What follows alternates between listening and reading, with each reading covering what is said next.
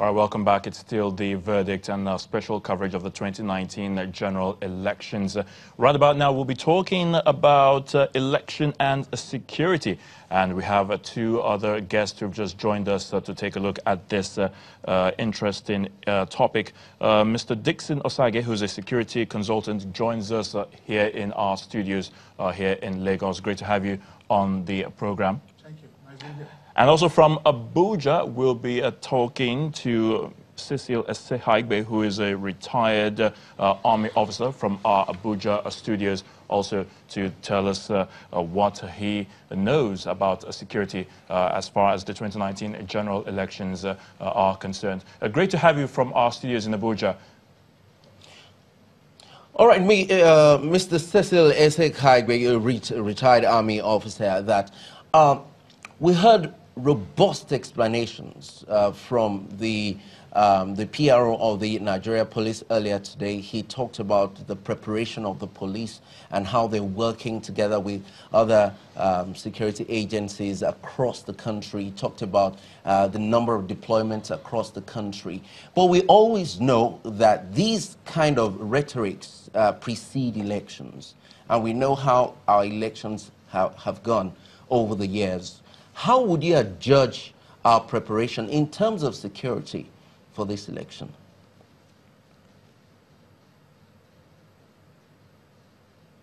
Well, thank you.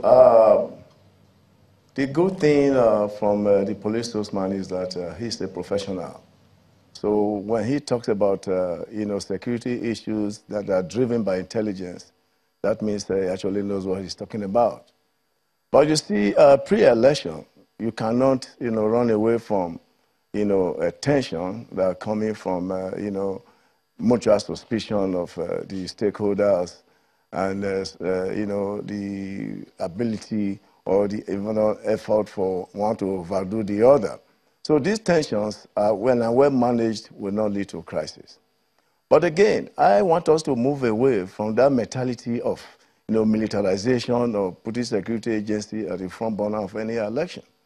So what matters is the confidence that is created by the election management bodies and the security agencies that are actually deployed. And the mandate of the security agencies must be well defined. So they are not to intimidate. I mean, they are just to create, the semblance of a peaceful environment for people to be able to have that confidence to cast their vote and let them know that their vote will count. So when there are going to be election violence, it's going to be as a result of poor management and unprofessional conduct of the security agencies and the election management bodies. So whether you deploy 1 million or so, they don't even have the number of personnel to deploy to man the various polling points. So what we should concentrate on is, intelligence-driven operations, to know where the flashpoints are, to make adequate arrangements to arrest, the potential threat that may come from those flashpoint areas. Show of force is not necessary in modern democracy. You do not need to kind of frighten people. It has a counter effect. If you think you bring in a lot of security agencies to man the elections, at the end of the day, it may even be a scaring factor. So what we should do is to define the mandate of the security agencies, know those who are in the outer and inner corridors, and know what they are supposed to do. And let them know that there is consequence for every action of unprofessional conduct. And let the election management body also know that when you say you are set, let it be known and let it be seen that you are truly set. Because when you tell us you are set, and at the last minute, some of these stories come up or we are not ready or some logistical this is somewhere, and these are the things that will cause electoral violence. For this election, I can tell you there's not going to be violence. Where violence will come in is when there is professional misconduct of security agencies or there is a malfeasance on the side of the election management body. All right, thank you very much. Back in the studio here, Mr. Dixon Osage, you're a security consultant. But we also know that there is a ratio, there's a general ratio of security personnel, we're talking about the police, to citizen in terms of policing. But we're in a special situation here. We are facing a general election.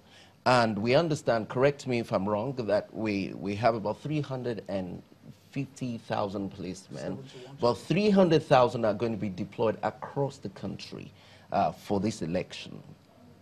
In terms of numbers, is this adequate?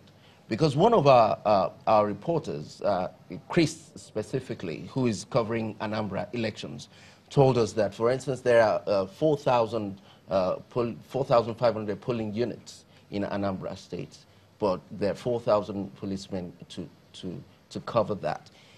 Does it give a sense of adequacy? All right. When we talk about security during the election processes, there's what we call the diagram of electoral security. That is the pre-election processes, during the election, and post-election processes. And that's why INEC has 4 years to prepare. And this period of time, we expected INEC to have carried out a security analysis of the entire polling unit. And we can't deploy a random number of people on polling booths. What they need to do is to carry out security mapping. After carrying out security mapping, identify the hotspots. When you identify the hotspots, then they synergize with the security agencies. Because this is INEC's game. It's not the security agency's game. Let's not just deceive ourselves. INEC is their business. Today is their, tomorrow, being election day, is their business. And Section 29, subsection 3 of the Electoral Act of 2010, as amended, stated very clear in subsection 3 that the sole responsibility of the security agency is dependent on INEC.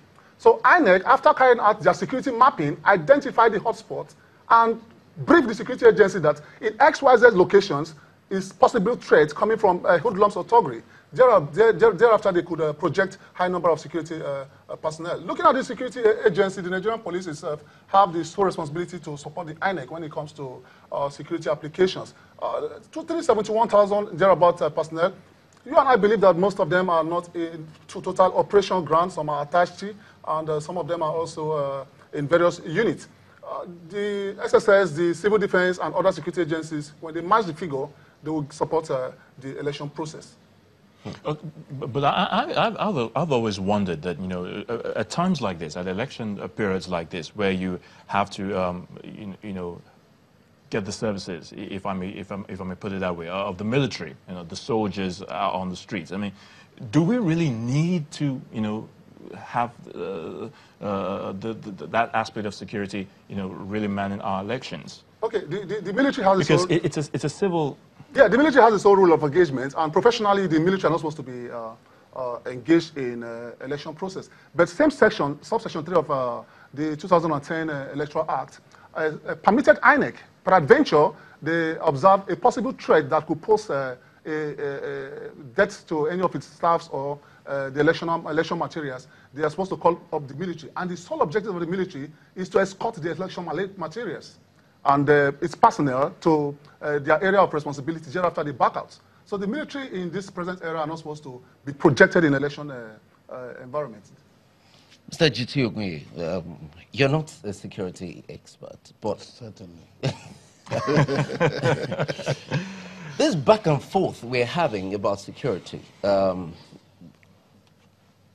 many people, I mean, I've spoken to so many people who believe, at least this conversation I'm talking about is about 24 hours before now, believe that there is less tension, or maybe we should say there was less tension heading towards this year's polls than we had 4 years back. 4 years ago.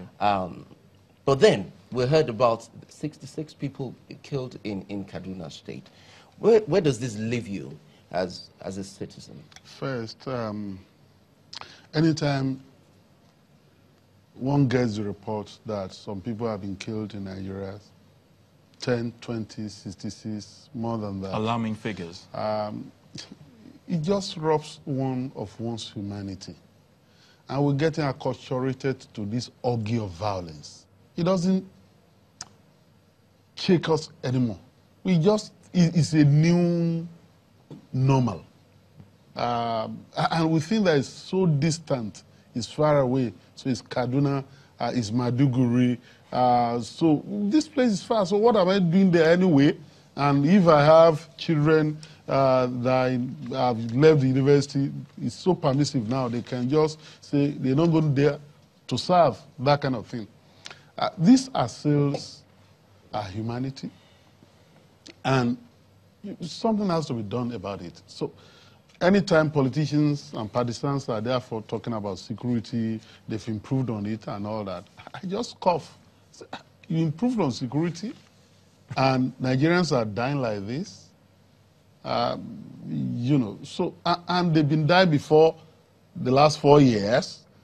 Of course, we get the usual statements. I mean, security is not just a business of the security officials. Everyone has to be involved. Let me say clearly that I don't think that the carnage, the latest carnage in Kaduna, has anything to do with the elections. Kaduna, for some time now, has been the hotbed of crisis, most unfortunately.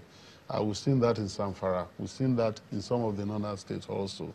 And so you can't really say that it's because of election. But it's worse because we're on the eve of an election. So if you are having that kind of killings, it may then send a message that there could be killings elsewhere. And so the security agencies will need to be on top of the act to ensure that we don't have a spiral or an explosion of this kind of killings and all that. But let me just say generally that for a long time to come, in every election cycle, we'll have to be dealing with this issue of security. How do we secure our elections? How do we secure lives during the election process? The borders? Yes. And the reason is because of the nature of our election. First, we're still using what I call an analog system largely. INEC literally has to be on the road. Ballot boxes are still physical. They are not electronic. So they will have to be escorted by security agencies. You know, polling units will have to be manned or police, etc., etc. So in the chain from the ward to the from the polling unit to the ward to the local government to the state.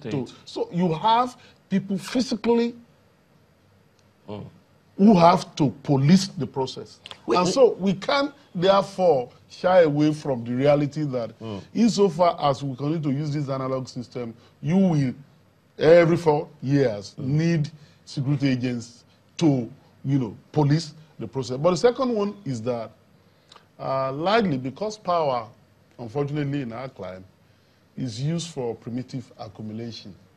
And government in certain quarters is robbery by other means. What do robbers, what do? They use guns, they use knives, they use cudgels and all that. And so if you're going to keep political robbers at bay, you will need force to do that. And when I'm talking about political robbers, I'm saying this with all sense of responsibility. When people say they want to serve, you don't kill people because you want to serve them. I mean, the kind of desperation that we see can only point in one direction. That people do not see politics largely as service. Because if they do, they won't want to kill people and they won't want to get killed just to serve. So for these two reasons, therefore, we're going to have this kind of challenges every four years when we're having our elections. All right, they've told us again we have to go on break now. Dr. Sam Amadi, we're still with you. Would like you to hold your horses. I know you'd like to be a part of this conversation again. We'll be coming to you right after this break. Join us again.